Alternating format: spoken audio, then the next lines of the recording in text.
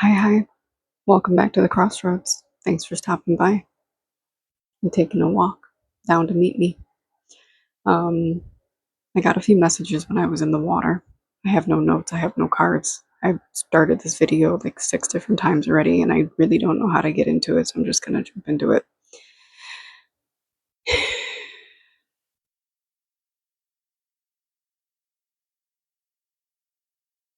Garden, cemetery, museum, library, crossroads. And if you think about it, those 4 places, they're all like liminal spaces where like life and death sort of happen. They're sort of like this in-betweenness, like gardens. Things live, things die in gardens. Cemeteries also have gardens in them. There's living and there's dead.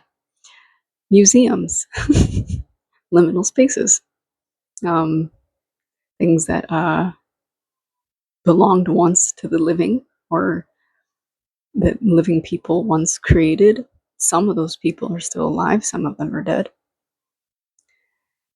And then libraries, rows and rows of just entire walls of voices, dead and alive. Again, it always, when I'm in those spaces, it always feels like I have 1 foot in, 1 foot out, one above, one below, one within, one without, in between this.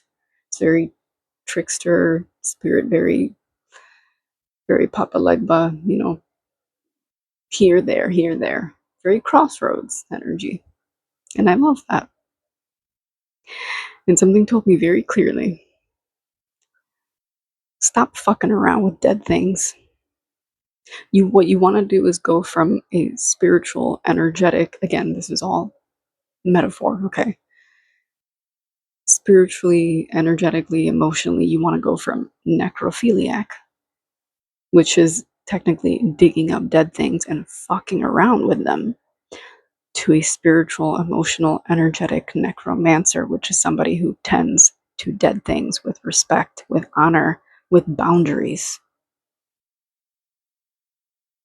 with balance, right? And that's that a lot of us do that, especially as practitioners, as witches, as sensitives, or whatever. When we first start out on this journey, we start digging up old wounds, picking at old hurts and arguments that maybe never got completed, maladaptive daydreaming, even. It's turning over the soil and just kind of disrespecting the stuff that's sitting inside instead of letting it rest, instead of tending to it. Like I said, inside of cemeteries are also gardens. And I think we have to tend to that cemetery garden inside. And so what we want to do is find that balance. Go, like I said, go from necrophiliac, which is fucking around with dead things, fucking around and then finding the fuck out, to respecting the dead, planting it, being gentle with it, not digging it up again, just kind of walking past it and being like, hey, you know what? I'm going to take my 5 minutes to mourn, and then I'm going to just keep letting you do your thing. I'm going to let you rest. Because you're going to be the thing that deteriorates and gives more life to my garden. I don't know if that makes sense. I know it's a little weird.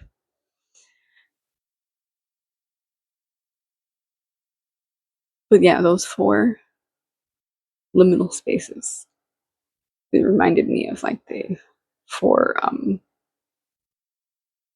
cardinal, directions as well.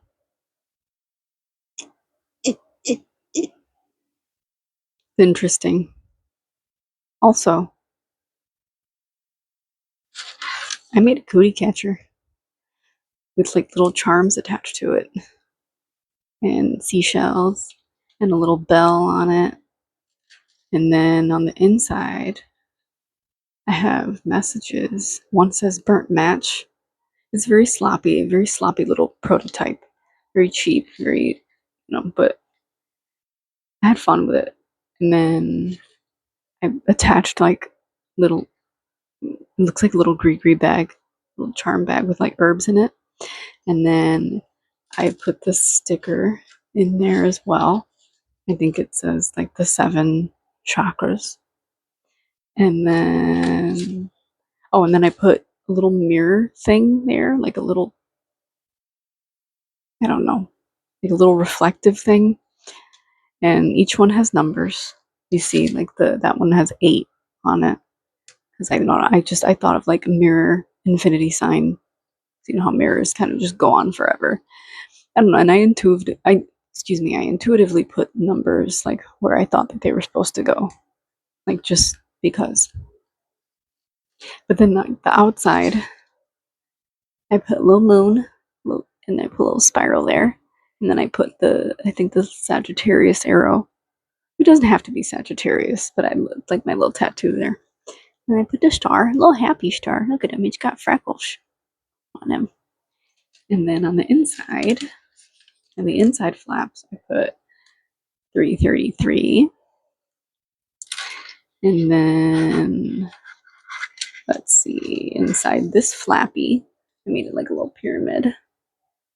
777 and 22. Again, I just put those numbers in there like intuitively. I don't know why, they just felt right.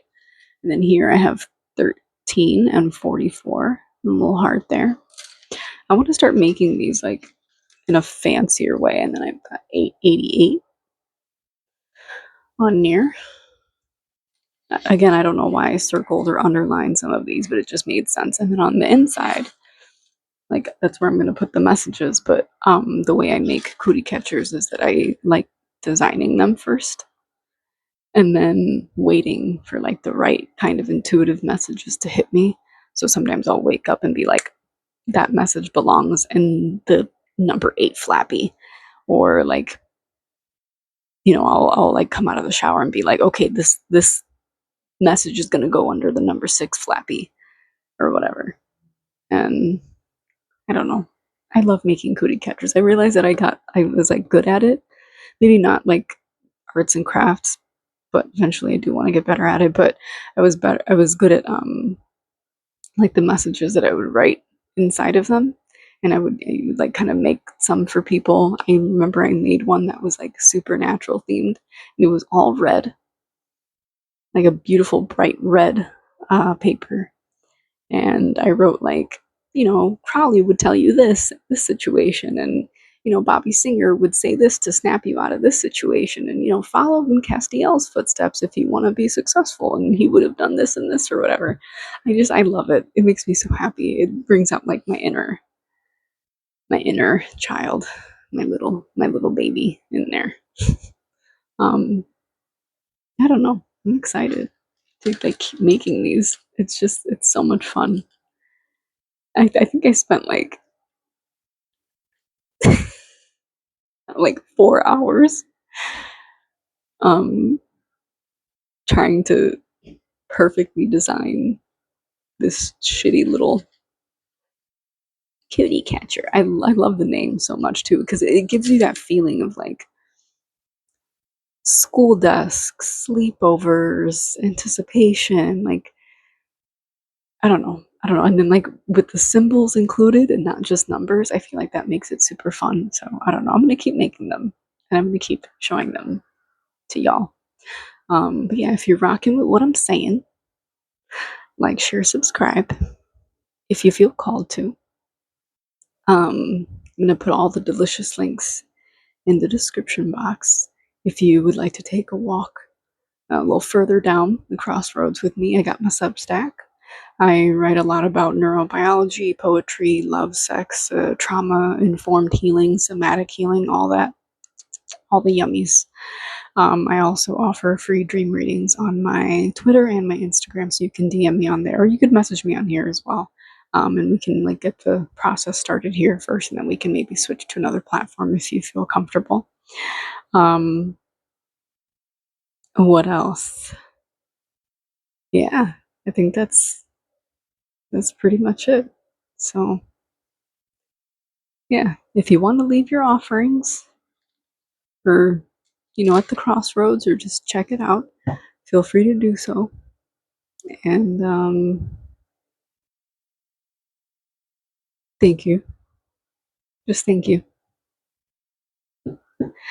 And until we meet again at the crossroads, stay well, stay healthy, stay blessed, stay safe, stay weird, but stay your kind of weird, not that kind of weird out there, because it's freaky out there.